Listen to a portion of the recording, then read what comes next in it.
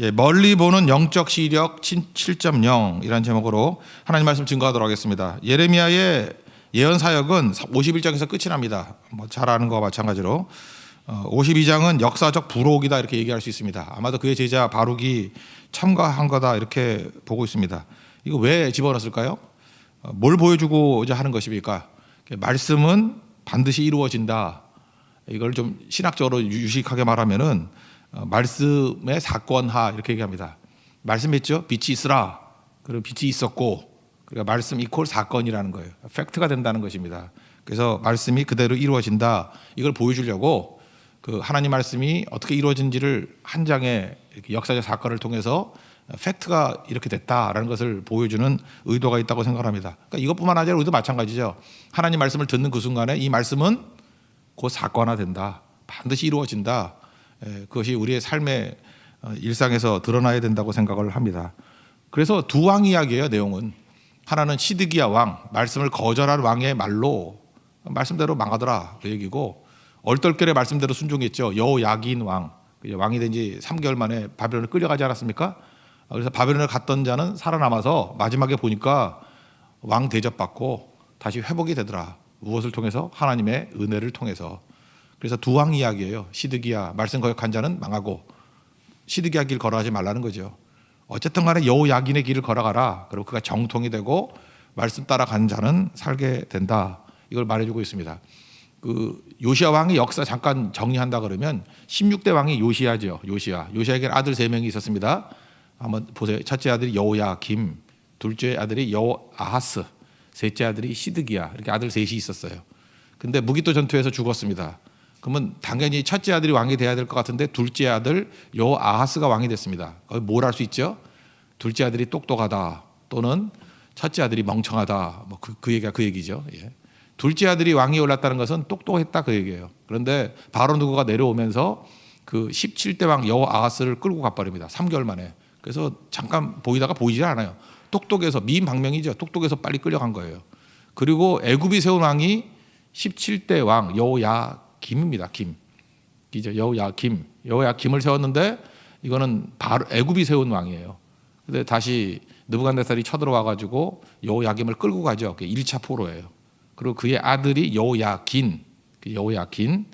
근데 이 19대 왕인데 여호야긴도 3개월 만에 또 끌고 가요. 이건 뭐 세워놓고 다시 데려갔다 포로를 끌고 갔다는 얘기가 이게 2차 포로예요.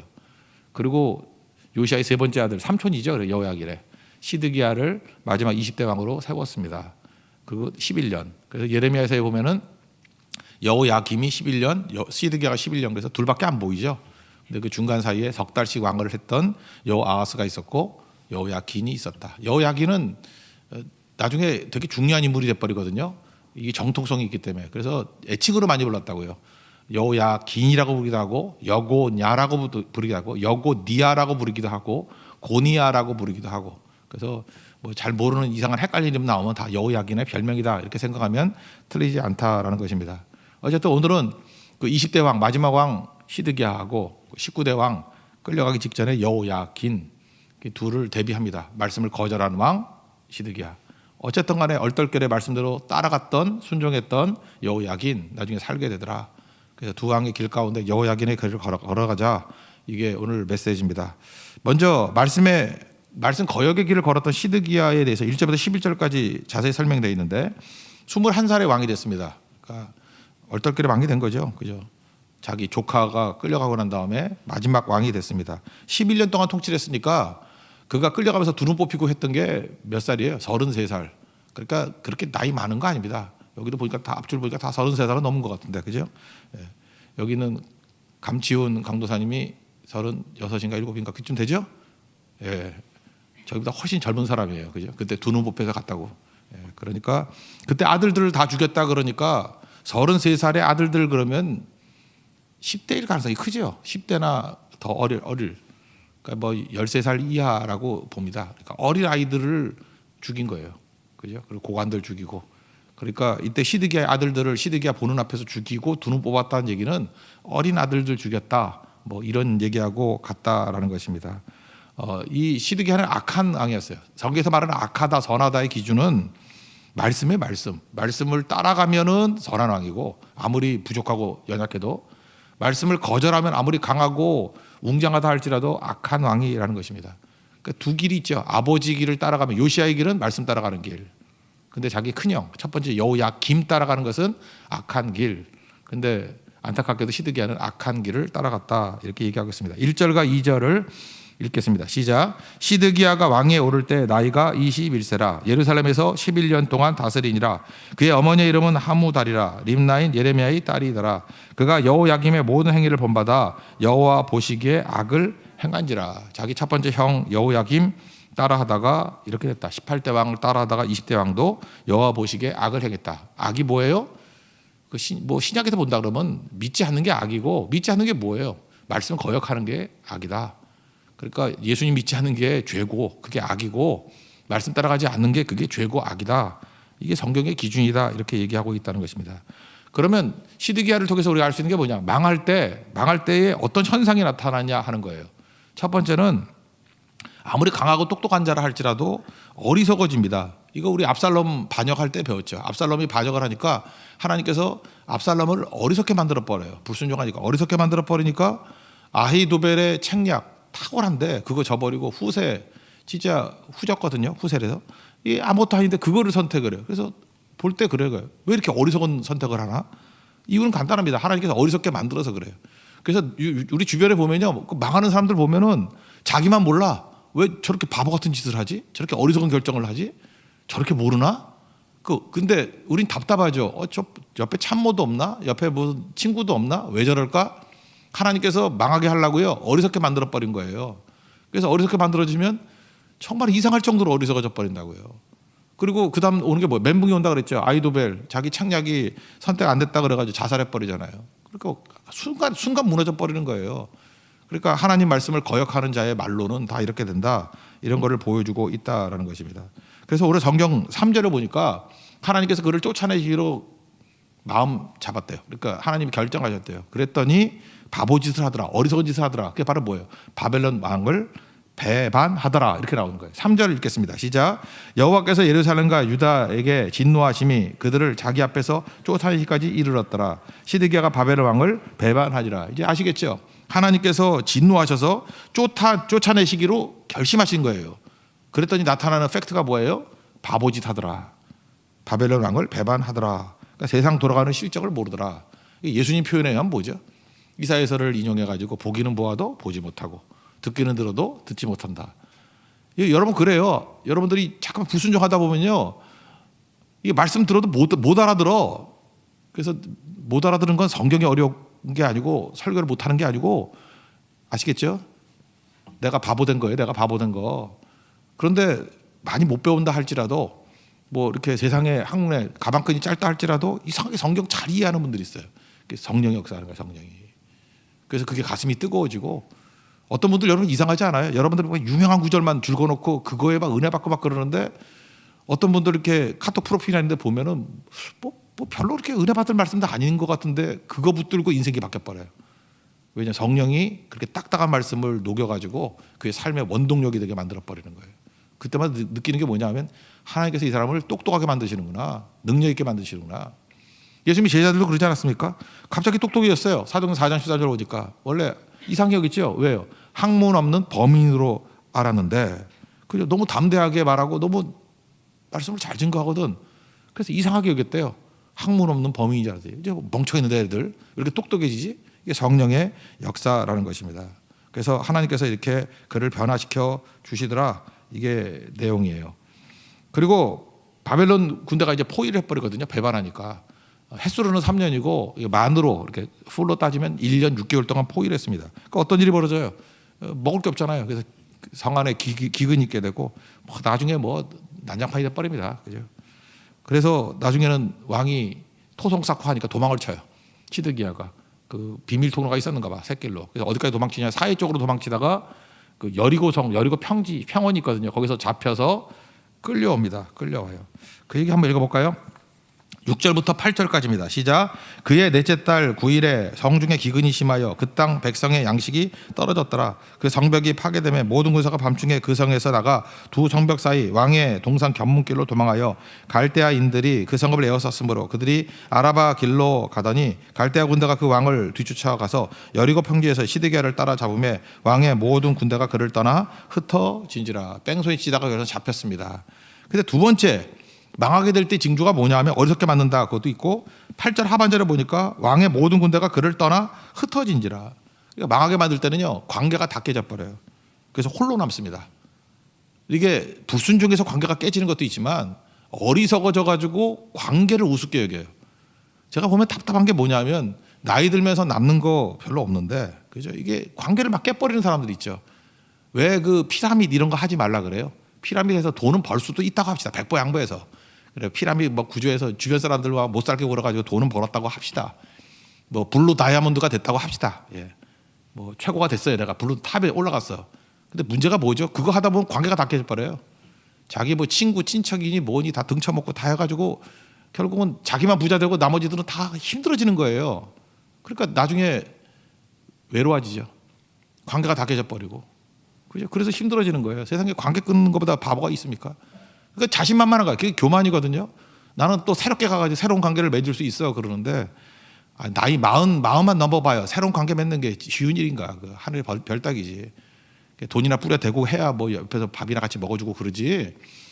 그 진짜 친구 되려 그러면 힘들어지는 거예요. 그래서 우리가 고등학교 동창들 좋아하잖아요. 그때는 아무 이해관계 없이 친했던 애들이 있는 거지. 대학교만 돼도 대학교 친구들 자주 만나는 사람 별로 없죠.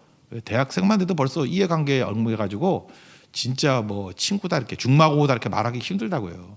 그만큼 관계가 어려운 거예요. 그리고 시간이 가면 갈수록 우리 친구들은 죽습니다. 나도 죽지만 자꾸만 줄어들게 돼 있어요. 그래서 나이 들면서 있는 관계는 잘 보존해야 되고, 그 다음에 새로운 관계를 펼 수 있을 정도로 희생하고 십자가 길 걷고 좁은 길 걸어야 되는 거, 이게 중요한 건데 어리석음이 임하게 되면요 자기밖에 몰라요. 그래서 관계를 다 끊어버려. 나중에 진짜 고독한 인생이 된다라는 것입니다. 그 보세요. 이게 불순종하니까 관계가 다 끊어져서 왕인데, 그래도 왕이면 적어도 같이 죽겠습니다, 옥세하겠습니다라는 사람 몇 사람이라도 있어야 될 건데 다 흩어져 도망쳐 버렸대요. 시드기야 혼자 남았더라, 그런 얘기입니다. 그러니까 성경은 뭐라고 해요? 하나님께서 우리에게 은사를 주셨죠. 은사가 뭐예요? 돈 주시고 시간 주시고 뭐 이런 게 은사 아니에요? 관계에 쓰라고. 첫째는 하나님과의 관계 잘 맺는데, 예배기도 성경, 이게 하나님과의 관계잖아요.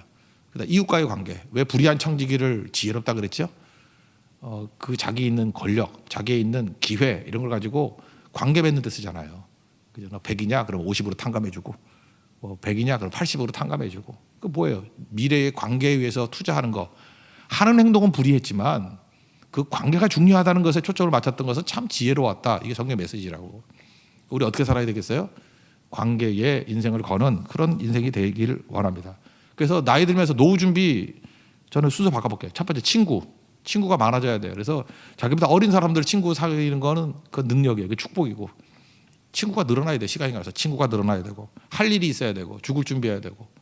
다 보면 죽을 준비는 뭐예요? 하나님과의 관계고, 그 다음에 할 일은 뭐예요? 나와의 관계고, 또 친구는 뭐예요? 이웃과의 관계, 이런 거 아니겠어요? 이게 되게 중요한 거죠.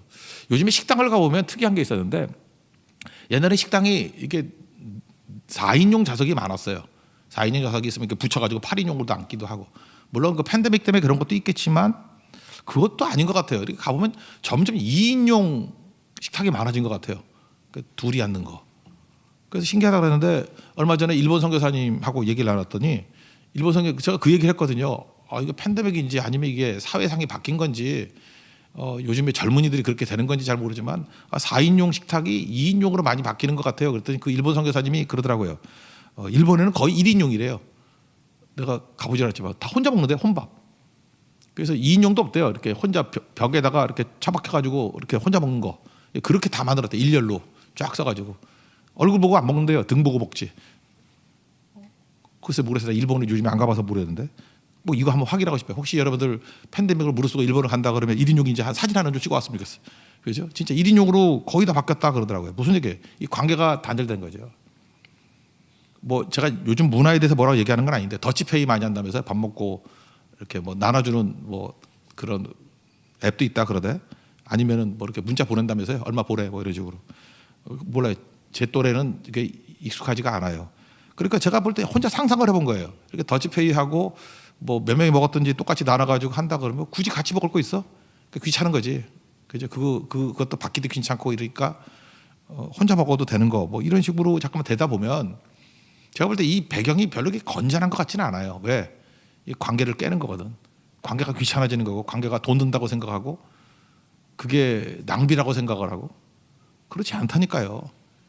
삼위일체 하나님이 관계 속에서 이루어졌잖아요. 요한 1, 2, 3, 4가 뭐예요? 관계의 축복, 친밀한 관계의 축복이에요. 그래서 여러분 돈과 시간을 관계 회복에 쓰라니까. 관계 회복에. 그거 아닌 쪽으로 가는 거는 하나님의 뜻 아닙니다. 그거는 마귀적인 시도예요. 시드기야 보세요. 엉뚱한데 마음 두다가 하나님께서 모든 관계를 다 끊어버리셔서 홀로 되더라. 이건 뭐 약간 문학적인 표현이지만 문학가들이 쭉 보면 지옥이 뭔지 알아요? 지옥이 혼자 있는 거예요. 뭐 샤르트라 그랬나? 뭐 타인은 지옥이다. 뭐 이런 식의 표현들. 이게 다 그런 개념이라. 관계 다 끊어버려도 살 수 있다. 아니면 그게 괴롭다. 뭐 이런 것들에 대한 표현들을 문학이나 철학에서 묘사하고 있다라는 것입니다. 그래서 시드기와 같이 망할 때의 특징, 어리석어진다. 두 번째, 관계가 다 끊어져 버린다. 그리고 세 번째는 비전이 사라지는 거예요. 비전이란 게 뭐예요? 아까도 얘기했죠. 말씀의 사건화. 말씀은 곧 현실이 되는 거죠. 사건이 되는 거죠. 그러니까 우리는 어때요? 이 얘기를 말씀을 보면서 뭘 봐요? 결과를 보는 거예요. 히브리서 11장 1절 보니까 믿음이 말씀의 현실 아니에요? 바라는 것들의 실상, 보이지 않는 것들의 증거. 그러니까 우리 예수 믿는 사람들은 말씀을 보는 그 순간에 결말을 보잖아요. 그 말씀의 결말을 보는 걸 뭐라 그러냐면 그걸 비전이라 그러는 거라고. 근데 우리 많은 사람은 자기 욕심을 투영한 걸 비전이라 그래. 너 비전이 뭐야? 그러면 뭐 되고 그게 욕심이지. 그게 무슨 비전이야? 욕심이 그러면 좀 이상한가? 그걸 개꿈이라 그래요. 개꿈이지. 그게 무슨 비전이야? 비전은 뭐예요? 말씀의 결과를 보는 거예요. 말씀을 통해서 말씀이 어떻게 이루어지는 걸 바라보는 게 비전이라고. 우리 비전 찬양도 그거 아니에요. 성경 말 요한계시록에 나오는 그 일들이 그대로 될 것을 미리 바라보는 게 비전이잖아요. 그러니까 어리석은 자들은요 비전이 없어요. 그래서 이 상징적인 의미죠. 너는 계속해서 비전이 없고 말씀 거역하니까 어둠 속에 살아가고 있지 않느냐. 그러니까 넌 어둠이다. 그래서 두 눈 뽑아버리는 거라고. 도망치던 시드기야 잡아가지고 리블라라는 데가 야전 사령부예요. 아마도 느부갓네살이 이게 도시에 들어가면 암살의 위험도 있고 하니까 평원에다가 야전 사령부를 지휘본부를 만들었던 것 같아요. 리블라예요. 리블라 평원에 이렇게 불러가지고 이제 신문을 합니다. 그래서 어떻게 해요? 두 눈 뽑기 전에 뭘 하죠? 아들도 죽였다. 아까 얘기했죠. 33살이니까 이때 아들들은 어린 아들들이에요. 죽이고 고관들 죽였어요. 고관들은 어떤 사람이에요? 그러니까 말씀 거역하라고 부추겼던 측근 그 주역들이에요. 그죠? 말씀에 저항하고자 하는 주역들 먼저 다 죽여버려요. 그리고 시드기야는 상징적이죠. 두 눈 뽑고 노사스를 코에다 껴가지고 끌고 가요. 결박해가지고. 그리고 죽을 때까지 옥에 집어넣었다. 이 옥이 꼭 지옥 같지 않습니까? 지옥, 영원한 지옥. 뭐 그런 의미가 있다고 생각을 합니다. 9절부터 11절까지 읽겠습니다. 시작. 그들이 왕을 사로잡아 그를 하마 땅 리블라에 있는 바벨론 왕에게로 끌고 가매 그가 시드기야를 신문하니라. 바벨론 왕이 시드기야의 아들들을 그의 눈앞에서 죽이고 또 리블라에서 유다의 모든 고관을 죽이며 시드기야의 두 눈을 빼고 노사슬로 그를 결박하여 바벨론 왕이 그를 바벨론으로 끌고 가서 그가 죽는 날까지 옥에 가두었더라. 그러고 난 다음에 느부사라단이라는 그 장군을 통해 가지고 성전 박살내고 왕궁 박살내고 고관들의 집 박살내고 성벽 무너뜨리고 결국은 예배가 사라진 모습이 되는, 예배가 사라지니까 폐허 만들더라는 거예요. 이것도 폐허 만든 얘기 뭐 있지만 이것도 읽어봅시다. 12절부터 16절까지입니다. 시작. 바벨론의 느부갓네살 왕의 19째 해 5째 달 10째 날에 바벨론 왕의 어전 사령관 느부갓사라단이 예루살렘에 이르러 여호와의 성전과 왕궁을 불사르고 예루살렘 모든 집과 고관들의 집까지 불살랐으며 사령관을 따르는 갈대아 사람의 모든 군대가 예루살렘 사면 성벽을 헐었더라. 사령관 느부갓사라단이 백성 중 가난한 자와 성중에 남아있는 백성과 바벨론 왕에게 항복한 자와 무리의 남은 자를 사로잡아 갔고 가난한 백성은 남겨두어 포도원을 관리하는 자와 농부가 되게 하였더라. 그러니까 뭐예요? 저항할 의지 있는 사람들은 다 죽여버리고 점령군 식량 조달할 수 있는 몇 사람만 남겨뒀다 이런 거죠. 그러니까 결국은 믿고 의지했던 거 다 깨졌다는 거예요. 군사, 뭐 돈, 숫자 의지하는 거 다 무너졌다라는 거죠. 원래 이스라엘의 아름다움이 어디에 있었어요? 존재의 아름다움이죠. 그게 무슨 얘기예요? 예배드려서 아름다운 거 아니에요. 여리고성 우리 여호수아 같은 데 보세요. 그 이스라엘 백성들 무장도 하지 않았어요. 근데 얘네들은 뭐예요? 맨날 모여서 기도하고 예배만 해. 그게 공포스러운 거예요. 기도하고 예배만 하는데 승승장구하는 거예요. 그러니까 여리고성은 강한 성이라 철옹성이라니까요. 그리고 군사력도 막강했던 데예요. 이 여리고라는 데가 팜추리의 고을이란 뜻이에요. 그 뭐죠? 종려나무의 고을. 팜추리 쭉쭉 뻗은 거 있잖아요. 팜추리. 그러니까 되게 살기 좋은 곳이고 군사력도 막강하고 부유한 곳이라고. 그런데 걔네들이 겁이 덜컥 나는 거예요. 막 마음이 녹는 것 같다 그런 표현을 쓰잖아요. 이유가 뭐예요? 상대방이 존재의 아름다움이 있어요. 예배만 드리는데 무서운 거예요. 우리 성도 마찬가지입니다. 교회가 뭐 숫자, 뭐 이렇게 뭐 크기, 뭐 돈 이런 거 있다고 세상에 무서워하는 거 아니에요. 그러니까 때리면 맞을 것 같고 연약해 보고 부족해 보이는데 이들은 하여튼간에 죽으나 사나 예배 드리고 죽으나 사나 기도하고 잠도 없나 막 오늘 철회잖아요. 철회 와가지고 막 부르짖고 근데 안 망하고 안 깨지고 승리하고 길이 열리고 이상하게 뭔지 모르는 두려움이 생기는 거예요. 그게 존재의 아름다움이라고. 근데 시드기야는 이 멍청하게 그걸 모르고 외교력으로 뭐 군사력으로 일풀라 그러다가 신앙인의 존재의 아름다움을 다 잃어버리니까 결국은 다 박살나 버리잖아요. 시드기야 같은 인생을 살아서는 안 된다 그런 거죠. 나중에 17절부터 30절까지 내용은 뭐냐? 예루살렘에서 박살난 얘기예요. 성전에 두 기둥이 있었거든요. 오른쪽에 야긴, 그죠? 야긴과 보아스 이렇게 있었어요. 야긴은 그가 세우신다라는 뜻이고 두 기둥, 보아스는 그에게 힘이 있다, 능력이 있다. 그러니까 우리도 교회에서 야긴과 보아스 붙여야 돼. 야긴은 뭐예요? 우리가 다 넘어져 있지 않습니까? 병들어 있지 않습니까? 야긴 그럴 때 뭐예요? 하나님이 세워주신다는 거예요. 이게 일종의 능력과 부활이죠. 그가 세워주신다. 그 다음에 보아스가 뭐예요? 그에게 힘이 있다, 능력이 있다. 그래서 야긴과 보아스 두 기둥이에요. 넘어진 자를 세우시고 힘없는 자에게 힘을 주시는 게 성전이었다고, 하나님이었다고. 두 기둥 그거 다 박살내 버렸어요. 이제는 니네들이 믿고 의지하는 것들 한번 믿어봐라. 자기가 의지했던 것은 다 세우는 게 아니라 쓰러지는 것이었고 힘이라고 생각하는 건 힘이 아니었다. 이거를 말하고 있다는 것입니다. 17절부터 19절까지 읽겠습니다. 시작. 갈대아 사람은 또 여호와의 성전의 두 놋기둥과 받침들과 여호와의 성전의 놋대야를 깨트려 그 놋을 바벨론으로 가져갔고 가마들과 부삽들과 부집개들과 주발들과 숟가락들과 섭길 때 쓰는 모든 놋그릇을 다 가져갔고 사령관은 잔들과 화로들과 주발들과 솥들과 촛대들과 숟가락들과 바리들 곧 금으로 만든 물건에 금과 은으로 만든 물건의 은을 가져갔더라. 다 박살났다. 여기 사로잡혀 갔다는 말이 뭐 24절부터 30절까지 7번 나와요. 여기 마지막 보면 4,600명이 끌려갔다 그러는데 이건 장정만 얘기한 거고 다 합치면 3차에 끌려간 사람이 18,000명 정도 됩니다.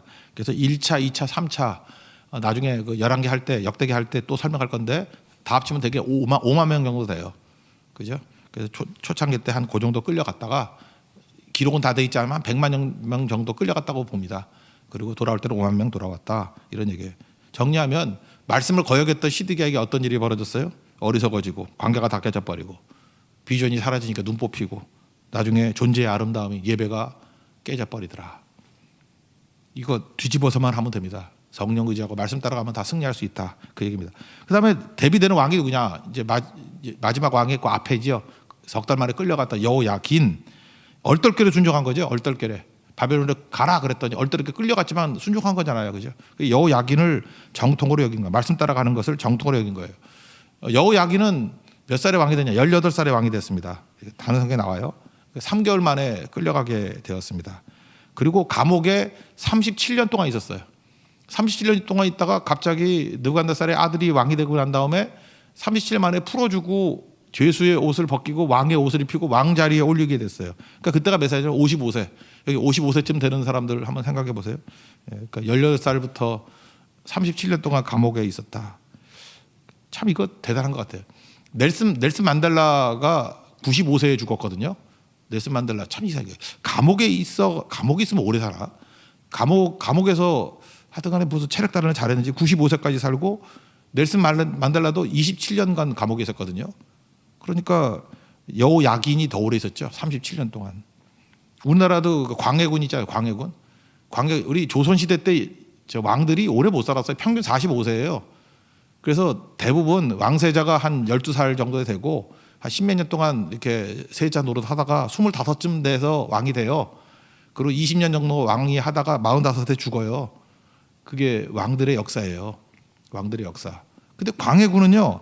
광해군은 67세까지 살았어요. 그 왕은 15년 했는데 그 유배 생활은 19년을 했어. 강화도에서 15년, 제주도 한번 가보세요. 거기 광해군 유적지 있어요. 제주도에서 또 4년, 67세.